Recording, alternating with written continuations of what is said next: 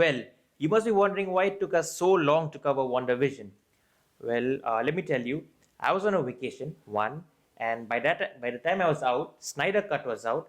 Then we had Falcon and Winter Soldier. Then we had My Hero Academia, and now we finally have this.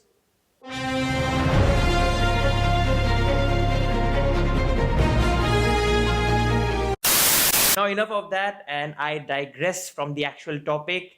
And once again, welcome to Geekdom Forecast. And today we are going to review WandaVision.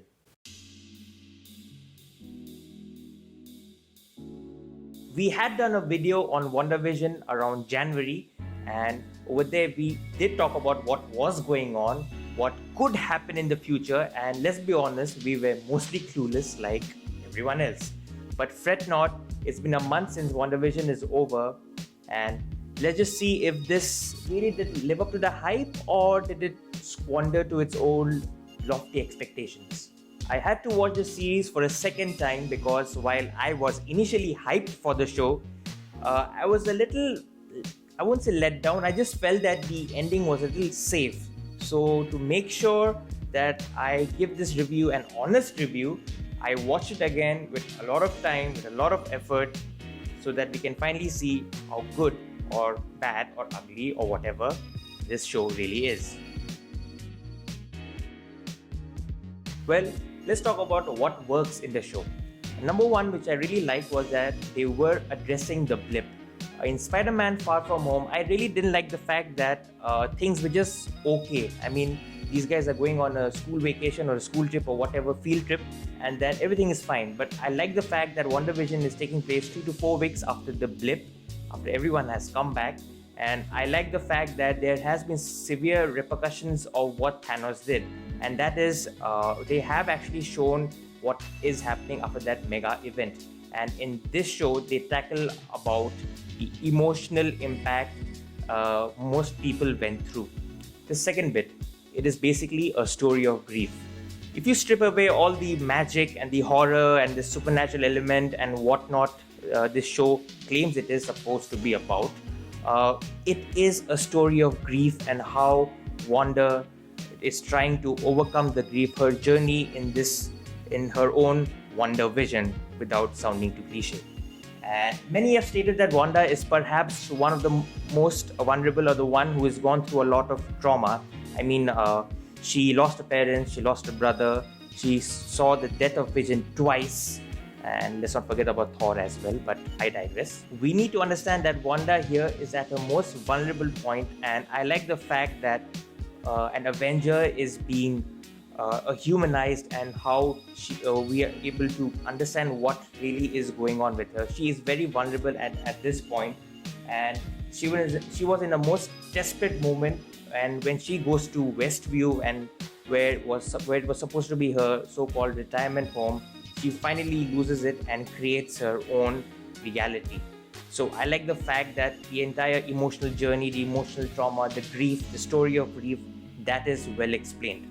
A general explanation is given of how she is able to create this world of sitcoms. We go through the fact, and we also see the journey of Wanda when she was a little kid, and she was very much inspired by 50s, 60s sitcoms like the Dick Van Dyke Show, I Love Lucy, Bewitched, and so all these shows were her happy moments, and it was embedded in her subconscious. And finally, when she finally let loose, she was at the breaking point. She created a world which was a happy place, which is basically these sitcoms, and of course, Vision was also there. In many ways, one could also see it is a nice history lesson or the evolution of sitcoms over the years, from Malcolm in the Middle to Modern Family, from Dick Van Dyke to the Brady Bunch. It's all here. Kudos to the set design and the production team, because first of all, the sitcom style, it works very well. There's a lot of fine details to the entire episode. The execution is perfect. It's not a parody, it's not a satire, it's a perfect tribute and a nice love letter to the world of sitcoms, to the evolution of WandaVision and to the evolution of television history. I think pacing and direction wise, the series is well crafted. It is not until the end of episode 3 where we see some kind of clarity. This is when Monica Rambeau gets thrown out of the hex, and episode 4 is all about Sword, getting to know about this world of WandaVision and how WandaVision, the hex, was created. Going back to episode 1 and 2, there's clearly an inspiration from 50s and 60s sitcoms, like I've already mentioned. Right from the execution to the laugh tracks, and it's almost stage play theater like feel, it's got it all right. And of course, at the end of each episode, it has its own sense of mystery. Another thing which really worked for me is Wanda, Vision, and the people. There is also a nice blend of romance and mystery in the series, so much so that the closing moments of the show, when she says goodbye to her children and Vision and Wanda, and it's really bittersweet and emotional. And that's when Wanda finally accepts her grief and her new identity as a Scarlet Witch and moves on. I also like the fact that she was not controlled by any outside force. It was just her trying to figure things out for herself, and it was not like any of those theories where apparently Mephisto was involved or whatever. But I like the fact that she was the one who created this world, but at the same time at the expense of the other citizens of Westview. Scenes involving the real world is mostly exposition. The characters are super compelling, and the chemistry between Darcy and Agent Wu, as well as Monica Rambeau, is fun to watch. Of course, we also see Rambeau as either Photon or Spectrum, but we haven't really finalized on what's going to be the name of that superhero. But then the comic, she's known as Photon, Spectrum, whatever you want to call it. I like the fact that she'll be appearing in Captain Marvel 2, so let's see where that goes.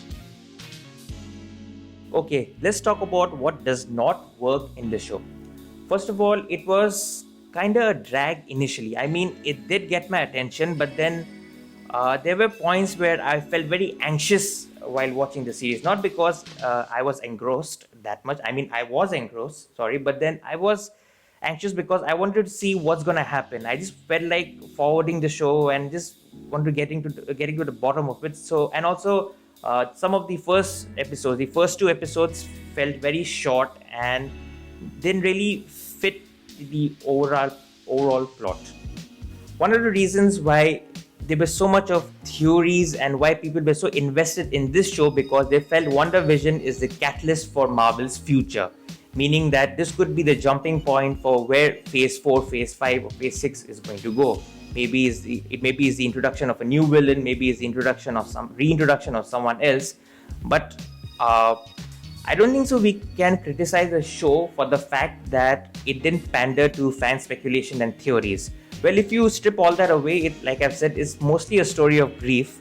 And also at the same time, it's kind of predictable, because if you have read the comics, you kind of know what was going on. You kind of know that she has created this whole world, and you kind of knew where it's going to go. So in that way, it felt a little safe. Although it did try to cover new territory, I wish they could have taken a little bit more of a chance on this series. Well, let's talk about that dick joke, just for the expense, for a laugh. I mean, Quicksilver being his character being called Ralph Boner, that felt like a wasted potential. I mean, you could have done something with the X-Men. I don't know, maybe this is like a nudge, wink, nod to the overall X-Men universe of the past.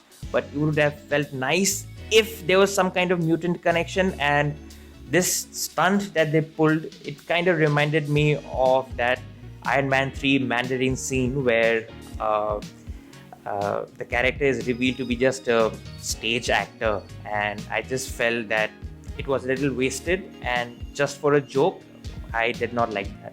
The show also kind of had a weak climax, while the build-up and the pacing of the show was simply amazing.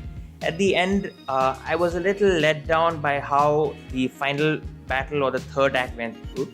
I did love the Ship of Theseus debate that White Vision and Vision have. That was pretty well done, although short.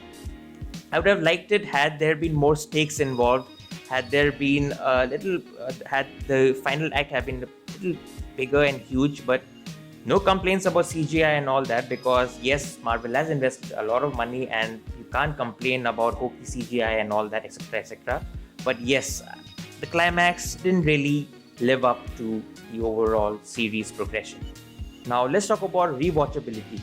I mean, would want to watch WandaVision again, just for the heck of it because I like it.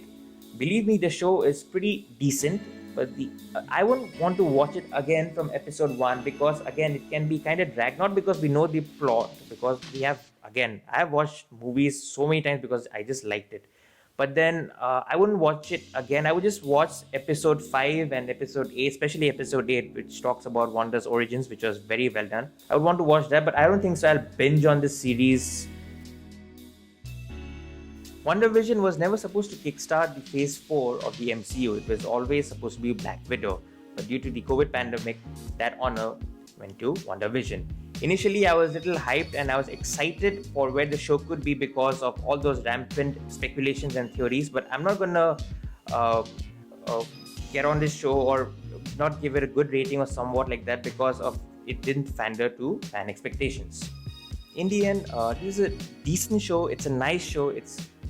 I would recommend you to watch this if you want to follow the MCU path, or you can just watch the last episode and just get a general idea of what's going on. And there are many YouTube videos which talk about what has happened so far.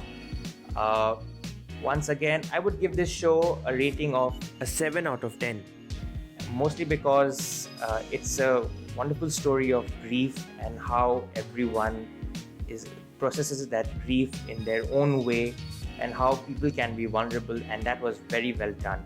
I mean, we may hate Wanda for what she did, but let me tell you something. If we were in that same position, I'm pretty sure we would use our own superpower or whatever just to cope up with our own sense of failure or whatever, sense of grief.